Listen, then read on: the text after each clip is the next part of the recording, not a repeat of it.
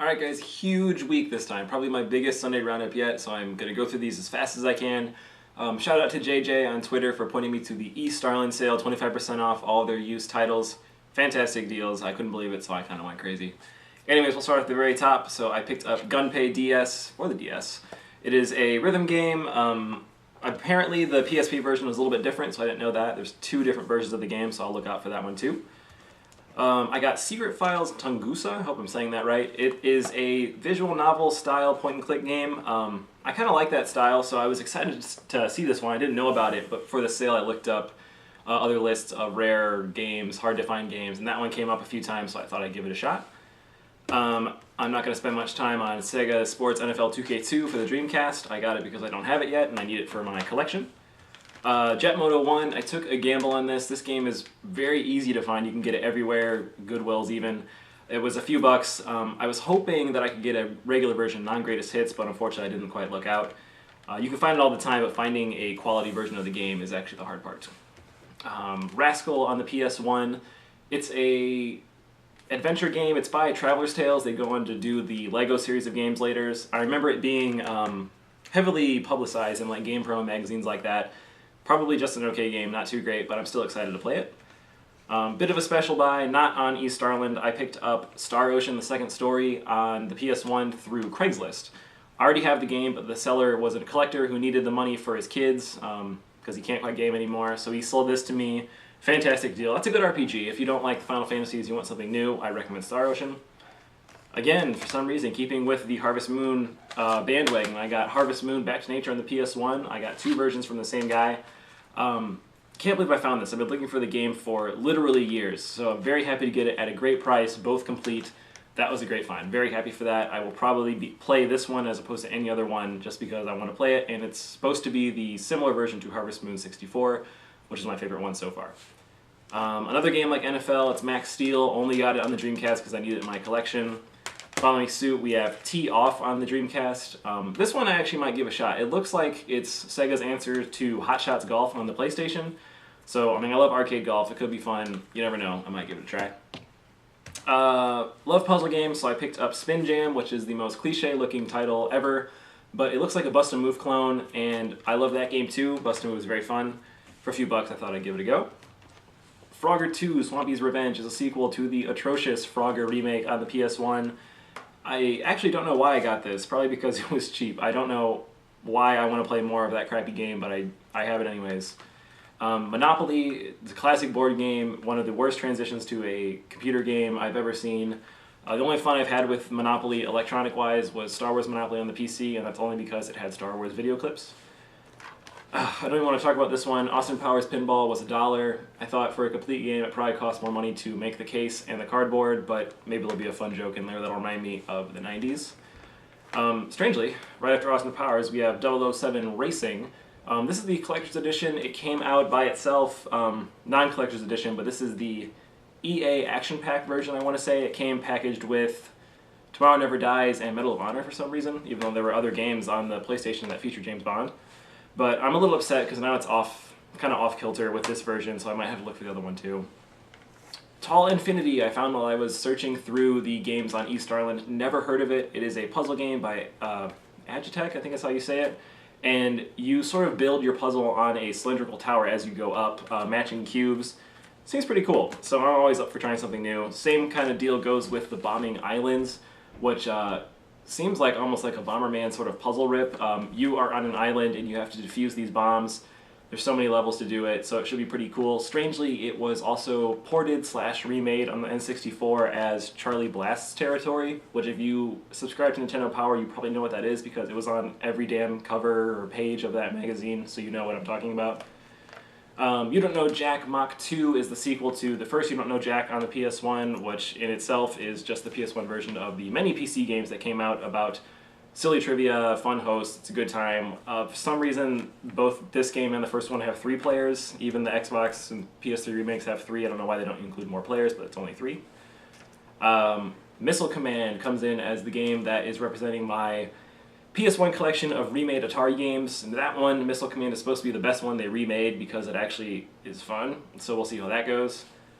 Switching systems, we have Platypus on the PSP. This is a full retail version of a browser-based game, I want to say. It's a side-scrolling shooter done with claymation animation. That's pretty fun. You don't really see that in games too much. I can't only think of Clay Fighter as the other one. Practical Intelligence, it's the pseudo-sequel to, what is it called? Intelligent Cube on the PS1. I have the second one of this. It's just a few puzzle games that test your wits.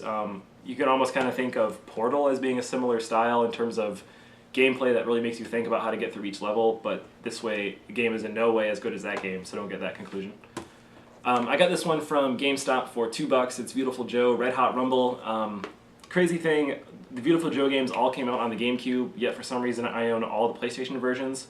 So this one was on the PSP, the original was on the GameCube. It's a spin-off of sorts of the series, so instead of being a side-scrolling action game, it's actually a fighting game, so you can use a whole bunch of characters from that universe to duke it out with one another. On the Wii, back to East Ireland, we have Octomania, which the cover really caught my eye on this one.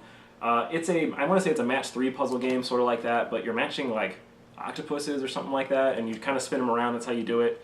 Crazy Japanese animation on the front, and for like $3, how could I say no? Going back to that same Craigslist seller, the last game I got from him was Tales of Vesperia for the Xbox 360 for $15. The newest game I got so far in the Tales series, I've really only played 2 of them before, so I'm happy to get this one. I'm a little disappointed it's not multiplayer like some of the other ones were, but should be a solid RPG on the Xbox 360 no less, which has really no solid RPGs that they can claim as their own, so we'll see how that one goes. Switching to the PS2, we have AirBlade. I got this one because I thought it was the game that you could play as Metal Gear Solid Snake, but it's not, but I decided to get it anyways because it was still a few bucks. That game is actually another one I got, Evolution Skateboarding, which is by Konami. It should have been my first hint. And yeah, it's a skateboarding game. You can play as Snake, and I think there's even Castlevania references too. I got Beat Down for a few bucks. It is a Capcom side-scrolling game. You play as like a gangster who is escaping his mob boss. I don't know. It was $1. So that should be pretty cool. Surprised how good condition it was in, because this one came from GameStop. Kind of a dying genre, you know, you don't see too many side-scrollers, and PS2 is pretty much gone, so it's cool to see. The original Splashdown is an early PS1 or PS2 game. It's Sony's kind of response to Nintendo's Wave Race series of water ski racing. Honestly, if they make the game and it's exactly like that, it'll be great because Wave Race is super cool. So keeping on with that, we have the sequel, Splashdown Rides Gone Wild. The Splashdown is supposed to be kind of a serious game, whereas this one is more ridiculous. Like, you're going through abandoned mines and dinosaur theme parks and a lot of crazy locations, and I think that kind of appeals to me more. That seems like the better game, and in terms of reviews online, that usually is the one that has done better. Speaking of reviews, probably the best reviewed Spider-Man game is Spider-Man 2 here on the PS2. It's usually regarded as the best because the web slinging is really good. It's not just willy-nilly. You have to kind of plan it out. There's plenty of sub-characters to run into, and the world it's an open-world sandbox game of sorts, so you have plenty of missions to run through and characters to see. So for a Spider-Man fan like myself, that's pretty cool.